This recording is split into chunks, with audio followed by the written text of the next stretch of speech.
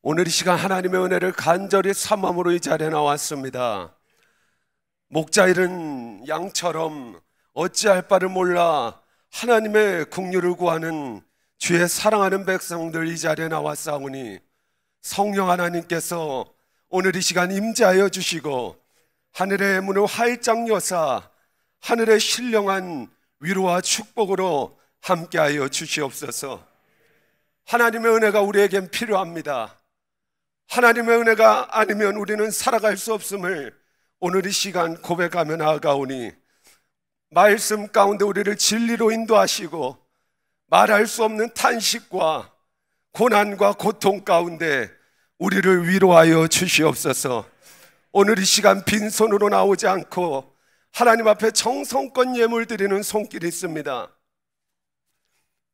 과부의 두렙돈을 받으시고 마리아의 향료값을 받으신 하나님, 오늘 이 시간 우리의 헌신을 받으시고 하늘의 신령한 축복으로 덧입혀 주시옵소서. 역사하실 주님을 찬송하오며 감사합니다. 존귀하신 예수님의 이름으로 기도합니다. 아멘. 할렐루야. 오늘 이 시간 옆 사람과 함께 인사하겠습니다. 하나님은 당신을 사랑하십니다. 우리 한 손을 가슴에 얹고 우리 한번 따라하겠습니다. 하나님, 한 번만 나를 사용하옵소서. 다시 한번 고백하겠습니다. 하나님, 한 번만 나를 사용하여 주옵소서. 할렐루야. 오늘 이 시간 설교를 통하여 단회적인 우리의 인생 가운데 하나님께 붙들려 크게 쓰임받으시는 우리 사랑하는 제일성도교회 모든 권속들이 되시길 주님의 이름으로 축원합니다. 하나님은 큰 일을 할 일꾼을 호되게 훈련하십니다. 때로는 우리가 인생을 살아갈 때 겪는 고난이나 왜 이렇게 내 인생의 어려움 뿐일까 온통 의문투성일 때가 있습니다. 그러나 반드시 기억하십시오. 그것은 과정일 뿐 끝이 아닙니다. 하나님께서 여러분의 인생을 통하여서 반드시 빛내시고 그의 손을 붙드사 훌륭하게 멋있게 쓰실 줄 믿습니다. 하나님은 적당히 사용하실 사람은 또 적당히 훈련시키십니다. 그리고 하나님이 쓰지 않을 사람은 훈련시키지 않으십니다. 여러분은 어떤 걸 원하십니까? 훈련도 안 받고 그냥 그대로 인생을 즐기며 살기를 사는 사람이 되기를 원하십니까? 아니면 적당히 훈련받고 하나님 앞에 적당히 쓰임받기를 원하십니까? 아니면 눈물이 쏙 빠질 정도로 하나님 앞에 호되게 훈련받고 크게 쓰임받기를 원하십니까? 며칠 전에 우리나라 대표적인 축구 선수인 손흥민 선수가 세계적인 축구 리그인 프리미어 리그에서 득점왕에 올랐습니다. 이건 한국 선수는 물론이고 아시아 선수 중에서도 처음 있는 일입니다. 이 손흥민 선수의 대표적인 특징이 양발잡이라는 것인데 총 23개의 득점 가운데 왼발로 12득점, 오른발로 11득점을 성공시켰습니다. 볼을 잡았을 때 수비나 키퍼 입장에서 어느 발로 슈팅을 때릴지 모르니 이건 대책이 없는 것입니다. 그런데 손흥민 선수가 그렇게 될 수 있었던 비결이 뭐냐? 그 선수가 쓴 에세이집을 살펴보니 손흥민 선수는 하루에 1000번 이상 슈팅 연습을 했다고 합니다. 특별한 훈련이 특별한 사람을 만듭니다. 피눈물 나는 노력이 오늘날 손흥민 선수가 있게 한 것입니다. 하나님은 훈련받은 자를 사용하십니다. 믿으십니까? 체력 단련이라는 말이 있습니다. 체력을 훈련하면 체력이 좋아집니다. 마찬가지로 영성을 훈련하면 영성이 깊어지는 것입니다. 욥은 동방에서 가장 의로운 사람이었습니다. 그러다 어느 날 전 재산을 다 잃고 가지고 있던 자식들도 다 죽고 온몸에 악창이 생기는 설상가상 그러한 엎어지고 뒤집어지는 상황 가운데 이렇게 고백합니다. 욥기 23장 8절에서 10절 말씀입니다. 우리 다 함께 읽겠습니다. 그런데 내가 앞으로 가도 그가 아니 계시고 뒤로 가도 보이지 아니하며 그가 왼쪽에서 일하시나 내가 만날 수 없고 그가 오른쪽으로 돌이키시나 배울 수 없구나. 그러나 내가 가는 길을 그가 아시나니 그가 나를 단련하신 후에는 내가 순금같이 되어 나오리라. 아멘. 욥은 영성훈련을 통하여서 큰 사람이 되었습니다. 또 바울은 믿음의 아들 디모데에게 이렇게 말씀합니다. 디모데전서 4장 6절에서 7절입니다. 내가 이것으로 형제를 깨우치면 그리스도 예수의 좋은 일꾼이 되어 믿음의 말씀과 내가 따르는 좋은 교훈으로 양육을 받으리라. 망령되고 오탄한 신화를 버리고 경건에 이르도록 내 자신을 연단하라. 사랑하는 성도 여러분, 반드시 기억하십시오. 하나님은 특별한 훈련받은 자를 특별하게 사용하십니다. 하나님이 어떤 사람을 사용하시느냐? 훈련받는 자를 사용하시는데 하나님은 거절의 사람을 사용하십니다.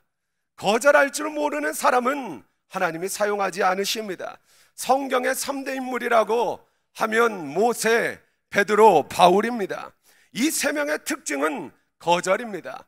모세가 궁중을 거절하였다고 성경은 우리에게 말씀하고 있습니다. 히브리서 11장 24절 말씀입니다. 믿음으로 모세는 장성하여 바로의 공주의 아들이라 칭함을 받기를 거절하고, 공주의 아들이라 칭함을 받기를 거절했다라는 말이 무슨 말입니까? 왕이 될지도 모르는 자리를 거절하였다는 뜻입니다. 이 세상에서 가장 큰 부귀영화를 거절한 것입니다. 가장 큰 것을, 가장 좋은 것을, 가장 편한 곳을, 많은 사람들이 부러워할 만한 그 자리를 모세는 거절했습니다. 모세가 거절했더니 이스라엘을 이끄는 민족의 지도자가 됩니다. 바울도, 베드로도 거절의 사람입니다. 다메섹 도상에서 광명의 빛으로 나타나신 주님을 만난 이후에 예수 외의 모든 것을 배설물로 여기고 나아갔더니 하나님께서 바울을 당대 최고의 사도로 멋지게 사용하셨습니다. 이같이 하나님은 거절의 사람을 사용하십니다. 거절이 크면 클수록 보상도 큽니다. 그 가운데서 성경 인물 중에 가장 거절을 크게 한 사람이 바로 다윗 왕입니다. 이스라엘 국기에는 하나의 별이 그려져 있습니다. 그 별을 다윗의 별이라고 합니다. 이스라엘의 국기에 다윗의 별이 그려질 정도로 오늘날 이스라엘 사람들은 다윗을 많이 존경하고 있습니다. 사람들만 다윗을 존경하는 것이 아닙니다.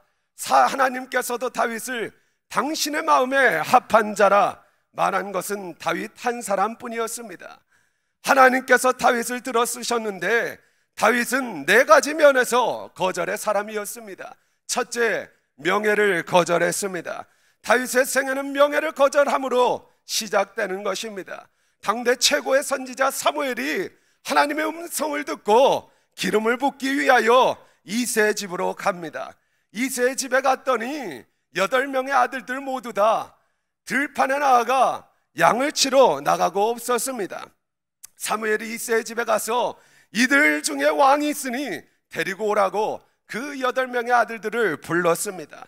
8명의 아들들은 이런 소식을 듣자마자 손살같이 달려오기 전에 다윗은 8형제 중에 막내였습니다. 7명의 형들이 다윗에게 말합니다. 우리 중에 왕이 있다는데 너는 왕이 아니라 막내다. 내가 양을 돌보고 있어라. 우리들끼리 다녀오마.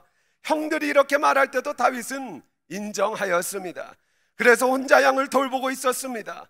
왕이 된다면 형님들이 왕이 되어야지 막내인 자기가 왕이 될 수 없다라는 것을 인정하고 사무엘 선지자 앞에 나아갈 생각조차 하지 않았습니다. 7명은 집으로 달려가 목욕제기를 하고 옷을 갈아입고 사무엘 선지자 앞에 섰습니다. 그러나 하나님은 7명에게 기름 붓기를 거절하셨습니다. 사무엘은 더 아들이 없느냐고 물었습니다. 아직 오지 않은 막내 아들이 있다고 대답합니다. 다윗이 그 사무엘 앞에 서는 순간 하나님이 말씀하십니다. 저가 바로 그다. 그에게 기름을 부으라. 그래서 기름을 부어서 다윗을 왕으로 삼았습니다. 누구도 생각하지 못했던 일입니다. 다윗조차 생각지 못했던 일입니다. 다윗의 생애는 이같이 명예를 거절하고부터 시작됩니다. 형님들을 섬기라는 마음에서부터 출발하였습니다. 왕의 자리를 거절하였더니 왕이 되는 영광을 얻게 됩니다. 다윗이 우리에게 주는 강력한 메시지가 있습니다. 명예를 거절하고 섬기기만 하면 하나님이 높여주신다는 건 불변의 진리입니다. 예수님도 하늘보좌를 거절하고 이 땅에 오셔서 우리의 발을 닦아주시기까지 겸손히 섬겨주셨습니다. 그래서 하나님은 그를 하늘의 높은 곳까지 높이셨습니다. 거절이 크면 대가가 큽니다. 최고의 명예를 거절하였더니 최고의 대가를 주는 것입니다. 반드시 기억합시다. 명예를 거절하는 자를 하나님께서 멋지게 사용하십니다. 둘째, 감정 거절입니다. 감정을 거절할수록 우리의 영성은 깊어지는 것입니다. 감정 조절 훈련이 필요합니다. 이 세상에서 가장 맛있고 영양가가 있는 차가 있습니다. 그것은 바로 꿀꺽차입니다. 감정이 폭발할 때 꿀꺽 마시는 차는 우리에게 깊은 영성을 선물로 줍니다. 다윗이 그러했습니다. 생기는 감정대로 살면 안 됩니다. 저도 그것이 참 잘 안 되는데요. 생기는 감정을 거절할 줄 알아야 성숙한 인격입니다. 다윗의 아들 압살롬이 자기가 왕이 되고자 아버지인 다윗을 반역하고 죽이려고 합니다. 정말 못된 아들이었습니다. 압살롬이 왕이 되려고 아버지를 죽이려고 다윗을 쫓아갈 때 그 압살롬의 위협에 다윗이 도망하는 순간에 시므이가 따라오면서 돌을 던지며 다윗을 향하여 비루한 자라고 조롱합니다. 사무엘하 16장 7절에서 8절입니다. 시므이가 저주하는 가운데 이와 같이 말하니라. 피를 흘린 사악한 자여 가거라 가거라. 이런 모습을 보다 못한 다윗의 최측근 아비새 장군이 말했습니다. 사무엘사 16장 9절 말씀에 보면 이 죽은 개가 어찌 내 주 왕을 저주하리까? 청컨대 나로 건너가서 저의 머리를 베게 하소서. 이때 다윗이 아비새에게 뭐라고 하는지 한번 들어보십시오. 사무엘하 16장 10절에서 12절 말씀입니다. 스루야의 아들들아, 내가 너희와 무슨 상관이 있느냐? 그가 저주하는 것은 여호와께서 그에게 다윗을 저주하라 하시미니 내가 어찌 그리하였느냐 할 자가 누구겠느냐 하고, 또 다윗이 아비새와 모든 신하들에게 이르되 내 몸에서 난 아들도 내 생명을 해하려 하거든. 하물며 이 베냐민 사람이라 여호와께서 저에게 명하신 것이니 저로 저주하게 버려두라. 혹시 여호와께서 나의 원통함을 감찰하시리니 오늘날 그 저주 까닭에 선으로 내게 갚아주시리라. 아멘. 다윗은 감정을 거절하였습니다. 그리고 하나님의 말씀을 따랐습니다. 다윗의 감정을 거절한 이야기는 사울 왕이 자신을 죽이려고 하는 그 도피 상황 가운데 절정으로 나타납니다. 사울은 다윗을 죽이려고 쫓아다녔습니다. 왜냐하면 골리앗을 죽인 다윗의 인기가 하늘을 찔렀기 때문입니다. 그런데 다윗이 엔게디 그 바위 틈 사이에 동굴 속에 숨어 있다는 제보가 들어왔습니다. 사울은 3,000명의 군사를 이끌고 다윗을 죽이려 쫓아갑니다. 다윗이 깊은 굴 속에 숨어 있는데 그 사울은 다윗이 거기에 숨어 있는 줄도 모르고 들어왔습니다. 혼자 들어오는 사울을 굴 속에서 지도 새도 모르게 죽일 수가 있었습니다. 다윗 옆에 있던 사람은 실제로 이렇게 이야기합니다. 보소서, 여호와께서 당신에게 이르시기를 내가 원수에게 내 손에 붙이리니 내 소견에 선한 대로 그에게 행하라 하시더니 이것이 그날이더이다. 사울을 죽일 수 있는 기회를 하나님께서 주셨다는 것입니다. 그러나 다윗은 살그머니 사울에게 다가가서 사울의 목을 치는 것이 아니라 사울의 겉옷자락만 베어 들었습니다. 사울은 그것도 모르고 굴 속에서 잠이 들어 쉬다가 나갔습니다. 그때 다윗이 나가서 사울을 향하여 외칩니다. 나의 아버지여 보소서, 내 손에 있는 왕의 옷자락을 보소서. 내가 왕을 죽이지 아니하고 겉옷자락만 베었은즉 나의 손에 악이나 죄가가 없는 줄 아실지니이다. 왕은 내 생명을 찾아야 하려 하시나 나는 왕에게 범죄한 일이 없나이다. 아멘. 이를 보고 사울이 울면서 이렇게 대답합니다. 사무엘상 24장 16절에서 18절입니다. 다윗이 사울에게 이같이 말하기를 마침에 사울이 이르되 내 아들 다윗아, 이것이 내 목소리냐 하고 소리를 높여 울며 다윗에게 이르되 나는 너를 학대하되 너는 나를 선대하니 너는 나보다 의롭도다. 내가 나 선대한 것을 오늘 나타냈나니 여호와께서 나를 내 손에 넘기셨으나 내가 나를 죽이지 아니하였도다. 아멘. 다윗은 이처럼 감정을 거절하고 차분하게 이성으로 산 사람입니다. 그렇게 하나님은 다윗을 크게 들어쓰셨습니다. 감정을 거절해야 합니다. 감정을 거절하지 못하는 순간 사람이 참 실수가 많습니다. 다윗은 감정을 거절하는 사람이었습니다. 하나님은 감정을 거절하는 자를 멋지게 사용하십니다. 세 번째로 물질 거절입니다. 사람이 거절하기 중에 가장 어려운 것이 바로 물질 거절입니다.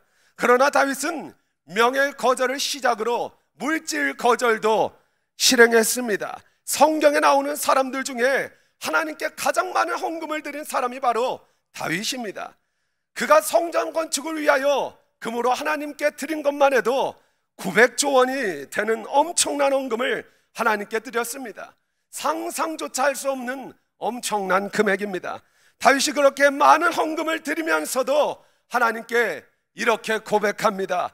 역대상 29장 14절입니다. 나와 내 백성이 무엇이기에 이처럼 즐거운 마음으로 드릴 힘이 있었나이까? 모든 것이 주께로 말미암았사오니 우리가 주의 손에서 받은 것으로 주께 드렸을 뿐이니이다. 아멘. 하나님을 위하여 완전히 물질을 거절하고 살았던 사람이 바로 다윗이었습니다. 하나님은 다윗의 생전에 다윗이 물질을 거절했더니 부요의 축복을 허락하셨습니다. 거절이 크면 대가도 큽니다. 거절이 크면 영성이 깊어집니다. 돈을 탐낸다고 돈이 들어오는 것도 아니고 돈을 멀리 한다고 해서 돈이 안 들어오는 것도 아닙니다. 하나님께서 하셔야만 됩니다. 하나님이 주셔야 받는 것이지 우리가 노력한다고 해서 되는 것이 아닙니다. 하나님이 주셔야 복을 받습니다. 다윗은 물질을 거절하였지만 큰 물질의 대가를 받았습니다. 하나님은 물질을 거절한 사람에게 물질을 허락해 주십니다. 그러므로 우리는 물질을 거절하는 훈련을 해야 하는 것입니다. 마지막으로 자기 거절입니다. 사람들이 살아가면서 자기를 거절한다는 것은 결코 쉬운 일이 아닙니다. 사람들은 누구나 편하게 살기를 원하기 때문입니다. 서 있으면 앉고 싶고 앉으면 눕고 싶고 누우면 자고 싶은 것이 인지상정입니다. 그러나 자기 안락을 거절하면 깊은 영성의 소유자가 될 수 있습니다. 다윗은 자기를 거절했습니다. 안락을 거절한 것입니다. 먼저 다윗은 새벽이면 일찍이 일어나 하나님께 기도드렸습니다. 다윗의 신분은 평민이 아니라 한 나라의 지도자 왕입니다. 그럼에도 불구하고 내가 새벽을 깨우리로다 라는 말이 성경에 시편 57편 108편 두 차례 나타나고 있습니다. 다윗에게 있어서 더 놀라운 자기 거절을 오늘 본문 말씀에 발견할 수 있습니다.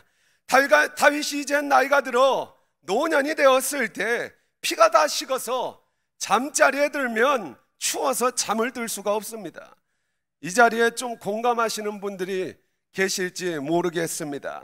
예루살렘은 800m 정도 산 위에 있는 동네입니다. 그래서 낮에는 덥고 밤에는 춥습니다. 신하들이 이스라엘의 가장 예쁜 처녀를 다윗의 이불 속에 넣어주려고 아비삭을 뽑았습니다. 신하들은 다윗의 장례를 준비하면서도 결혼을 준비하였습니다. 다윗은 그 여자와 함께 살았습니다. 그러나 동침만은 거절하였습니다. 다윗은 밧세바의 우리아의 아내 밧세바와 간음 사건을 회개한 이후로 결코 간음하지 않았습니다. 죽기까지 간음하지 않고 살아가는 다윗의 모습을 오늘 본문 말씀을 통해 발견할 수 있습니다. 자기를 거절하며 목숨이 떨어지는 그 순간까지도 살아가는 다윗의 모습을 바라볼 때 숭고함이 느껴집니다. 사랑하는 성도 여러분, 하나님께서는 자기 조절하는 사람을 크게 쓰십니다. 자기 조절하면 깊은 영성의 소유자가 됩니다. 그렇습니다. 거절이 크면 영성이 큽니다. 거절이 크면 대가도 큽니다. 다윗은 4가지를 거절하였습니다. 명예를 거절했고, 감정을 거절했고, 물질과 자기를 거절했습니다. 다윗처럼 명예, 감정, 물질, 자기를 거절하고 당대 하나님께 멋있게 쓰임받는 복된 여러분들 되시길 주님의 이름으로 축원합니다.